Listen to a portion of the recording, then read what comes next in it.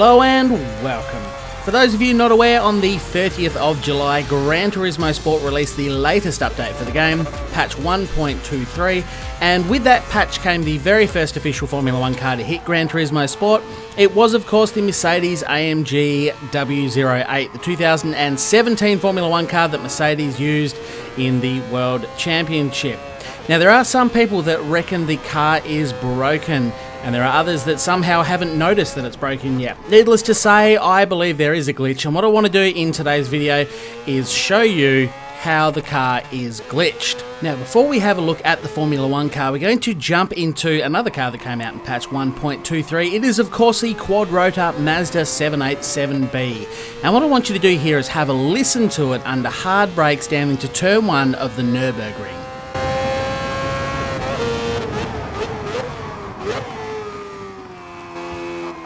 Now, of course, what you heard as I was braking hard down into that corner was each time I clicked the pedal down, you could hear the gear shift down. You could hear the engine braking. It was all slowing me up. It was all very controlled. It's exactly what you would expect from a car as you are decelerating. Now we're going to jump across to the Mercedes W08, have a listen to exactly the same corner and the same deceleration zone.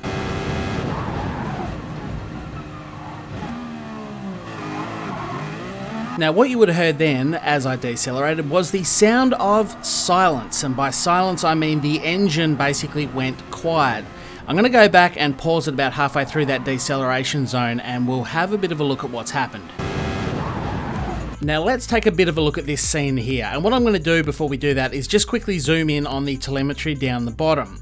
Now that that's done, there's a couple of things you might notice. Even though I'm coming into the corner and I'm banging down gears, there's absolutely no RPM showing on that tacho at all. It is, of course, a digital tacho that runs across the speed and the gear shifter you see there. Absolutely nothing displaying on that during the entire braking zone. What the game is actually doing is applying a clutch, essentially, and the engine RPM dies down to essentially what it would be at idle. And nothing is registering at all. So what the car is doing is freewheeling into the corner. It would be no different in your road car. As you approach the corner, you jumped on the brakes, you push the clutch to the firewall, and then you just change down gears with your clutch held in. Never let the clutch out, never got any engine braking. You're just freewheeling into the corner. Now, the other thing you might notice on the right hand side there is that according to Gran Turismo, my throttle pedal is flat to the floor. Now, I can assure you, I promise you, that is not the case. My foot is totally off the accelerator pedal, and yet somehow the game is applying that 100%.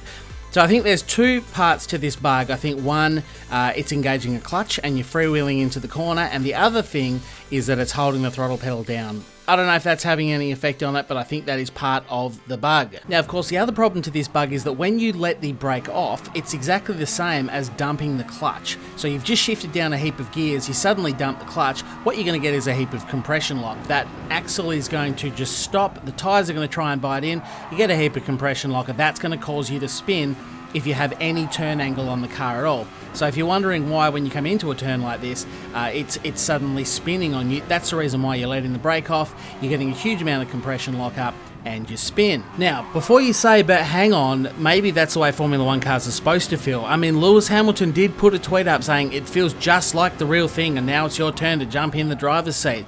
Before you do that, let's jump on board the Ferrari SF70H. Another car from the same year, it's a 2017 Formula 1 car. Let's listen to that as it downshifts.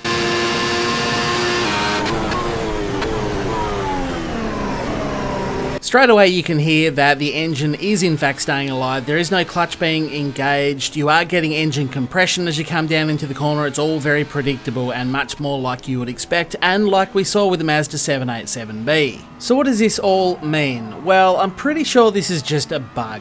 And if Polyphony Digital aren't already aware of it, then hopefully we can make them aware of it very soon. And the only way we can really do it is by sharing videos like this with them on Twitter or whichever way we can on the forums, whatever you're involved in, because I'm sure once they become aware of this, they will fix it.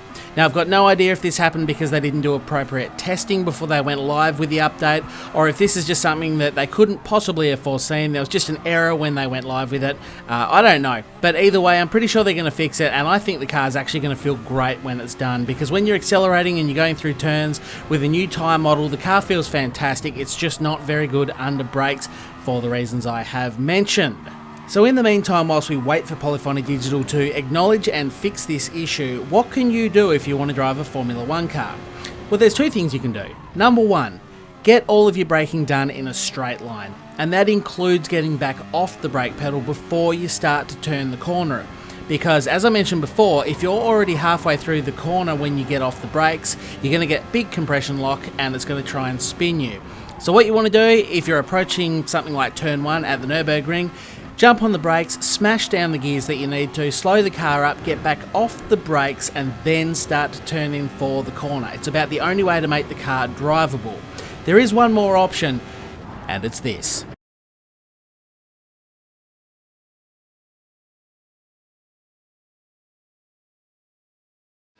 I want to thank you all very much for watching. If you have enjoyed the video, remember to click the button with the thingy with the thumb on it, and obviously there's also the subscribe button if you'd like to see more. Make sure you get all over my social pipes like Discord and Facebook and such. If you want to know where those links are and everything else I've got going on, they are all on my website, www.charlieroscoe.com. Thanks for watching. Bye for now.